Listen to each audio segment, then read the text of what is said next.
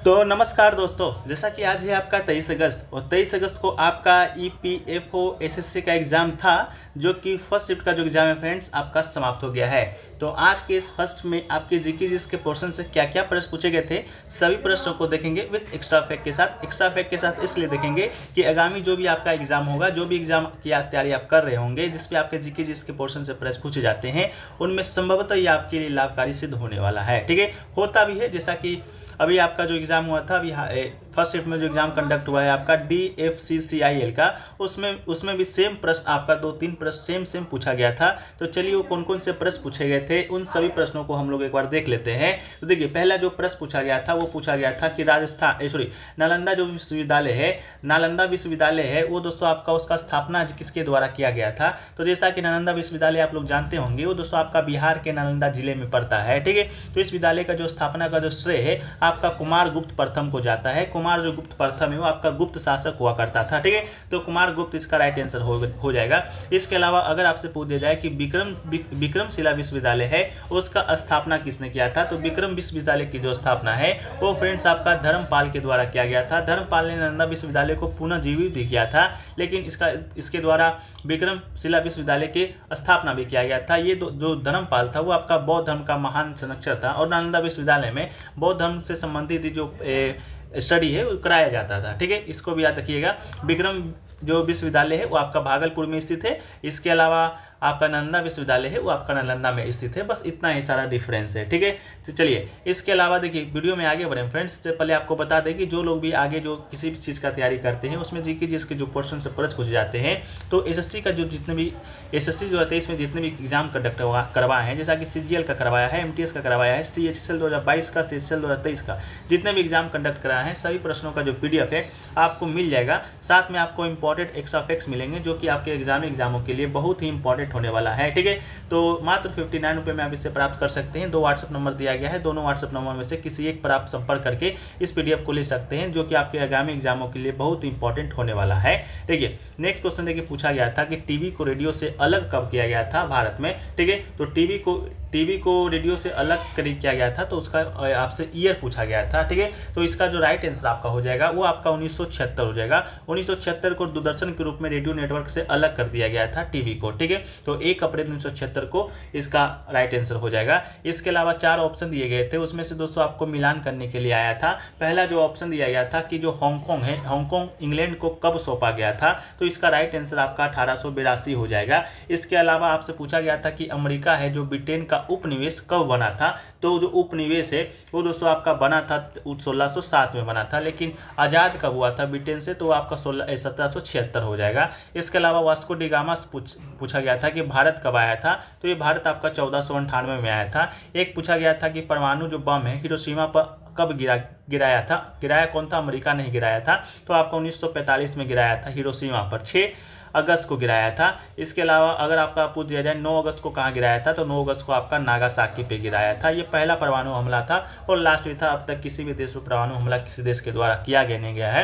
ये फर्स्ट किया गया था अमेरिका के द्वारा सेकेंड वर्ल्ड वॉर के समय। तो ये आपसे पूछा गया था, 4 ऑप्शन दिए गए थे, मिलान करने के लिए आपको ईयर का आया था। ठीक है, इसके अलावा नेक्स्ट क्वेश्चन पूछा गया कि जून से जो अक्टूबर के मध्य में कौन सा जो फसल है जो कि बोया जाता है, तो जून से अक्टूबर के मध्य में आपका खरीफ फसल बोया जाता है, तो इसका राइट आंसर क्या हो जाएगा, आपका खरीफ फसल हो जाएगा। ठीक है, इसके अलावा अगर आपसे पूछ दिया जाए ये तो जून से अक्टूबर के मध्य में बोया जाता है, कौन सा फसल, खरीफ फसल, तो आपका इसका राइट आंसर हो जाएगा। इसके अलावा नेक्स्ट क्वेश्चन पूछा गया कि ईओनो का जो आधिकारिक जो भाषा है वो दोस्तों आपका कौन है। कल पूछा गया था ईओनो का स्थापना कब हुआ था, तो उसका स्थापना 1945 में हुआ था, और भारत भी शामिल आपका स्थापना के समय ही हो गया था 1945 में ही। लेकिन आधिकारिक भाषा पूछा गया था, तो ईओनो का जो आधिकारिक भाषा है 1 2 3 4 5 6, ठीक है, 6 भाषाएं जो कि आधिकारिक है, वो कौन कौन सी भाषाएं हैं, तो एक है आपका अरबी है, चीनी है, फ्रेंच है, अंग्रेजी है, रूसी है और आपका स्पेनिश है। ठीक है, ये 6 भाषा हैं। इसी भाषाओं में जो यूनो का जो कामकाज होता है वो दोस्तों आपका होता है। ठीक है,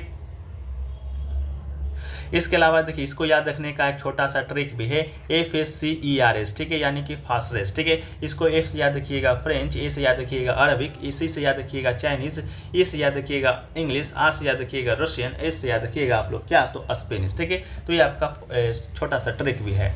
नेक्स्ट क्वेश्चन पूछा गया 2023 का जो खेलो इंडिया यूथ गेम्स था वो आपका आयोजित कहाँ हुआ था, तो 2023 का जो खेलो इंडिया जो यूथ गेम्स है वो आपका 2 राज्यों में आयोजित हुआ था। पहला तो आपका मध्य प्रदेश के 8 शहरों में, ठीक है, मध्य प्रदेश के 8 शहरों में आयोजित हुआ था। इसके अलावा जो एक और इवेंट था जो कि ट्रैक साइकिलिंग था, जिसके लिए मध्य प्रदेश के पास जगह नहीं था, वो जो आपका आयोजित हुआ था वो आपका नई दिल्ली में आयोजित हुआ था, ठीक है। तो ऑप्शन में बताइएगा, मध्य प्रदेश दिया गया था, शायद 2-2 करके ऑप्शन दिए गए थे, मध्य प्रदेश नई दिल्ली, तो आप लोग बता दीजिएगा। इसे शॉर्ट फॉर्म में हम लोग KIYG भी कहते हैं। के से खेलो, आई से इंडिया, वाई से यूथ और जी से गेम्स, ठीक है। ये 2023 आपका पदक तालिका में जो सबसे पदक ज़्यादा जीता था वो आपका महाराष्ट्र ने जीता था, 56 स्वर्ण, 55 रजत, 50 कांस्य, ठीक है।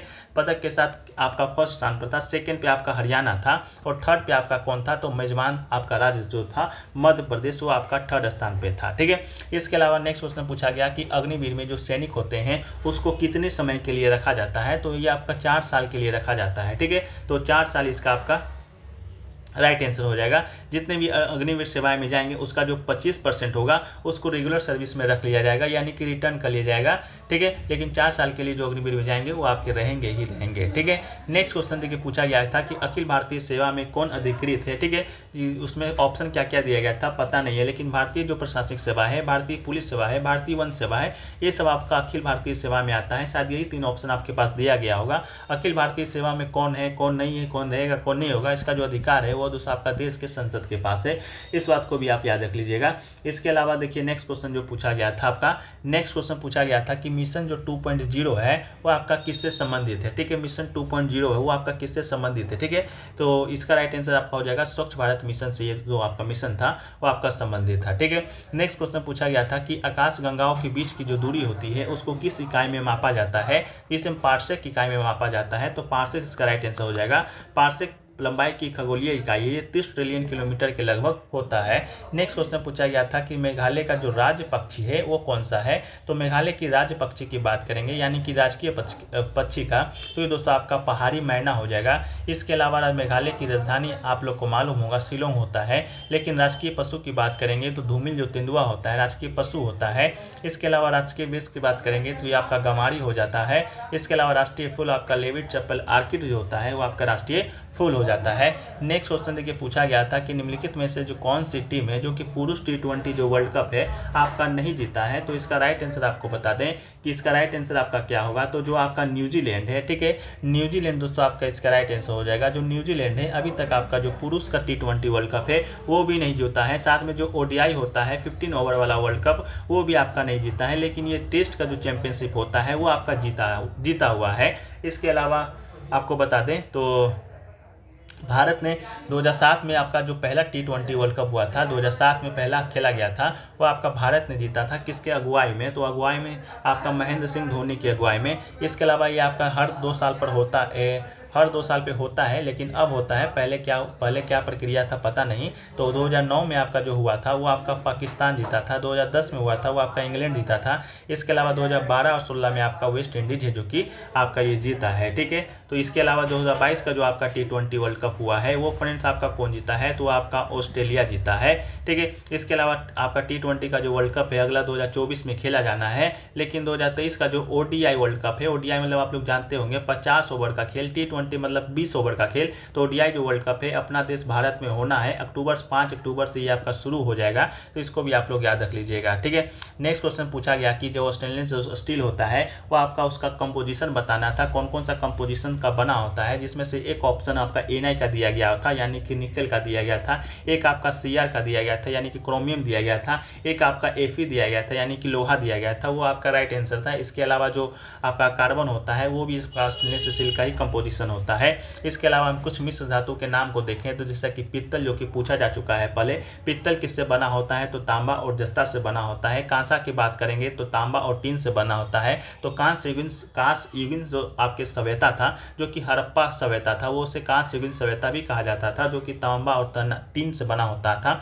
इसके अलावा एक आपका जर्मन जो सिल्वर है वो आपका कॉपर जिंक निकल से बना होता है। निकल स्टील की बात करेंगे तो लोहा और आपका निकल से बना होता है। इसके अलावा पूछा गया था आपका मृदा जनन का कारण क्या होता है, तो मृदा जनन का जो अर्थ होता है आपका मृदा निर्माण होता है, अर्थात मृदा द्वारा रासायनिक विशेषताओं तथा संगठन, रंग, कणों के आकार जैसे अन्य गुणों की प्राप्ति की प्रक्रिया से है। ठीक है, तो ऑप्शन क्या दिया गया था आप लोग कमेंट सेक्शन में बता दीजिएगा। एक क्वेश्चन पूछा गया था कि 1854 में जो कपास मिल है यानी कि कॉटन मिल कहाँ स्थापित किया गया था। तो पहला जो कॉटन मिल है 1854 में कपास मिल है वो दोस्तों आपका KGN डावर के द्वारा मुंबई महाराष्ट्र में स्थापित किया गया था। तो इसका जो राइट आंसर आपका हो जाएगा वो आपका मुंबई महाराष्ट्र इसका राइट आंसर हो जाएगा। इसका जो निर्माण है आपका Bombay shipping and weaving company Bombay के द्वारा किया गया था।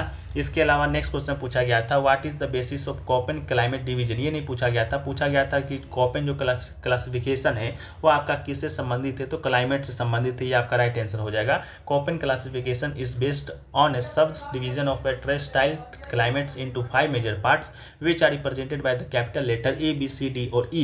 Each of these climate type except for B is defined by the temperature criteria। ठीक है, नेक्स्ट क्वेश्चन देखिए पूछा गया था कि इनमें से कौन है जो कि लोकसभा का सदस्य है, लोकसभा का सदस्य नहीं लोकसभा का अध्यक्ष है जो कि नहीं रही हैं। ठीक है, 4 ऑप्शन आपके पास दिए गए थे, उनमें से क्या ऑप्शन आपका सही हो सकता है उसको हम लोग देख लेंगे। एक आपका सुमित्रा महाजन दिया गया था जो कि लोकसभा का अध्यक्ष तो रह चुकी हैं।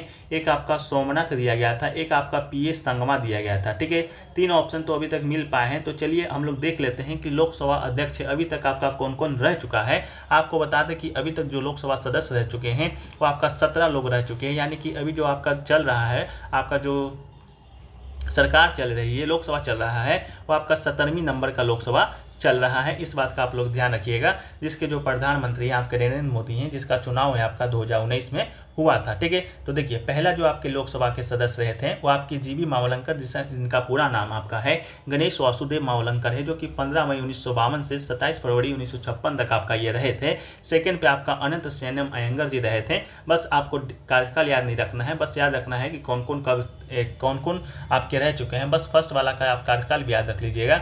इसके अलावा तीसरा आपका है सरदार हुकम सिंह का था। चौथा आपका है नीलम संजीव रेड्डी है। ठीक है, इसके बारे में आप एक फैक्ट याद रखिएगा, पूछा जाएगा कि भारत का वो कौन से आपके अध्यक्ष रह चुके हैं जो कि भारत के राष्ट्रपति भी बने हैं। तो नीलम संजीव रेड्डी आपके भारत के क्या है राष्ट्रपति भी रह चुकी हैं, ये आपका 6 नंबर के राष्ट्रपति थे। ठीक है, फखरुद्दीन अली अहमद का मृत्यु हो गया था। उसके बाद एक आपका BD दत्त आपके कार्यवाहक राष्ट्रपति बने थे। इसके अलावा ये फखरुद्दीन अली अहमद 5वें नंबर के थे, लेकिन जो नीलम संजीव रेड्डी थे वो आपके 6वें नंबर के राष्ट्रपति थे, इसको भी याद रखिएगा।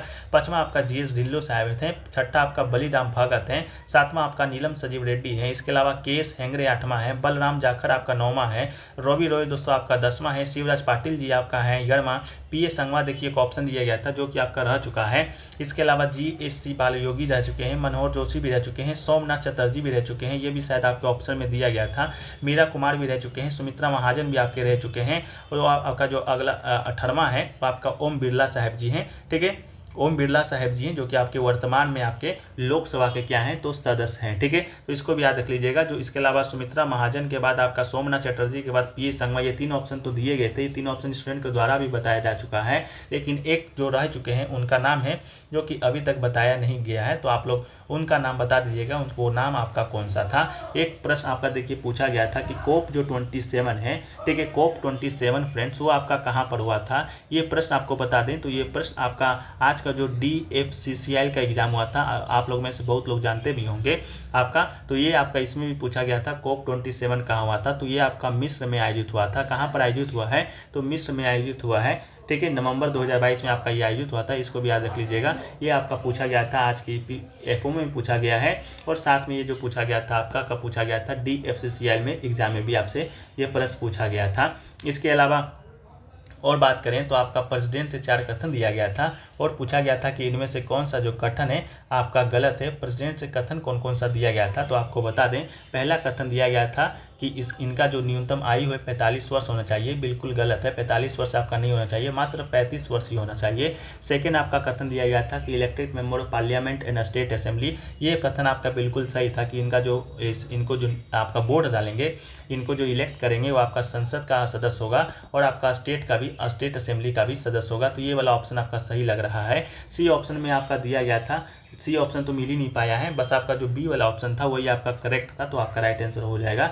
इसके अलावा एक पूछा गया था पोडो जीनस इज रिलेटेड टू, ठीक है, तो पोडो जो जेनेसिस है वो दोस्तों आपका किससे संबंधित है, तो ये आपका मृदा से संबंधित है, यानी कि सॉइल इसका राइट आंसर हो जाएगा। ये आपका सॉइल जेनरेशन से संबंधित है।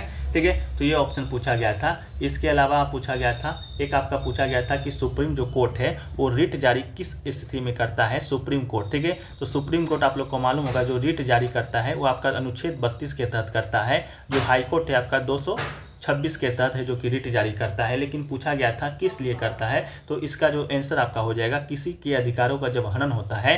ठीक है, किसी के अधिकारों का जब हनन होता है तो सुप्रीम कोर्ट है जो कि आपका रिट है जो कि जारी करता है। ठीक है, तो ये सभी क्वेश्चन दोस्तों आपके आज के EPFO फर्स्ट शिफ्ट के एग्जाम में पूछे गए थे, जो कि 100% रियल एंड ऑथेंटिक प्रश्न है। अगर आपको वीडियो पसंद आया है तो वीडियो को लाइक कर दीजिएगा। अगर आप चैनल पर नए हैं, चैनल को सब्सक्राइब नहीं किए हैं, तो EPFO से जुड़े हर पल अपडेट के लिए चैनल को सब्सक्राइब कर लीजिएगा। और जब सब्सक्राइब कीजिएगा तो पास में एक आपका घंटा भी देखने को मिलेगा, इसको भी आप लोग ऑन कर दीजिएगा, जैसा कि होगा कि आप लोग को जो EPFO से संबंधित जो भी जानकारी होंगी वो आपको सबसे पहले पहुँचती रहेगी। ठीक है, तो चलिए मिलते हैं हम लोग नेक्स्ट वीडियो में। जब तक के लिए जय हिंद, जय भारत।